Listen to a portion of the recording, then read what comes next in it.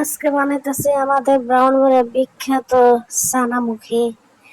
তো সবাই দেখুন, আজকে আমাদের ব্রাহ্মণবাড়িয়ার বিখ্যাত ছানামুখী তৈরি করতেছি। তো এখানে প্রথমেই নিয়ে নিলাম ছানামুখীর জন্য অবশ্যই দুধ লাগবে। তো আমি এখানে 1 কেজি দুধ নিয়েছি। তো দুধটার মধ্যে অল্প করে এখন লবণ দিয়ে দিতেছি, তারপরে এটাকে হালকা গরম করে নেব। একদম বলক আসবে না এমন গরম করব, এই যে হাতে যেমন সয় এমন হালকা গরম হওয়ার পরে তারপরে দিয়ে দিব ভিনেগার। ভিনেগার দেওয়ার সাথে সাথেই দুধটা ফেটে ছানা হয়ে যাবে। তো এই তো দেখুন ছানা হয়ে গেছে। আর আমার দুধটাতে ননি ছিল কম, তো ছানাটা একটু কম দেখাচ্ছে। দুধ ভালো হলে ছানা বেশি হয়, তো আমার দুধটা তেমন ভালো ছিল না, ছানা কম হয়েছে। তো এখন এটাকে নামিয়ে তারপরে একটা কাপড় দিয়ে অনেকক্ষণ রেখে দেব। এই তো এটা নামিয়ে কাপড়ে রাখার দৃশ্যটা মিস হয়ে গেল, বুঝতে পারিনি কিভাবে কি হলো।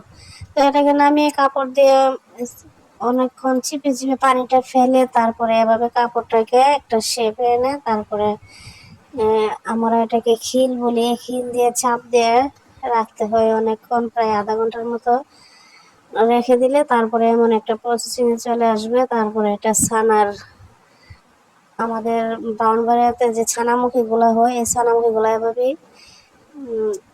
হয়। তো ওইটার শেপে আমি কেটে নিলাম, এভাবে কেটে নেবে। তো আমি সবগুলো এভাবে কেটে নিয়েছি। কেটে নেওয়ার পরে এখন চলে যাব শিরা তৈরি করার জন্য। তো এখন চলে আসলাম শিরা তৈরি করার জন্য। তো এখানে আমি 1 কাপ পানি নিয়েছি আর 1 কাপ চিনি নিয়েছি। তো শিরাটা যেহেতু ঘন হবে, তো এখানে পানির পরিমাণ বেশি দেওয়া যাবে না। তো এখানে 1 কাপ পানি আর 1 কাপ চিনি দিয়ে তারপরে এটাকে ভালো করে জাল করে নিচ্ছি। ভালো করে জাল করার পরে কিছুক্ষণ পরে দিয়ে দিলাম ওই ছানামুখী গুলো, আমাদের ব্রাহ্মণবাড়িয়ার বিখ্যাত ছানামুখী। তো এই ছানাগুলা দিয়ে তারপরে কিছুক্ষণ নেড়ে চেড়ে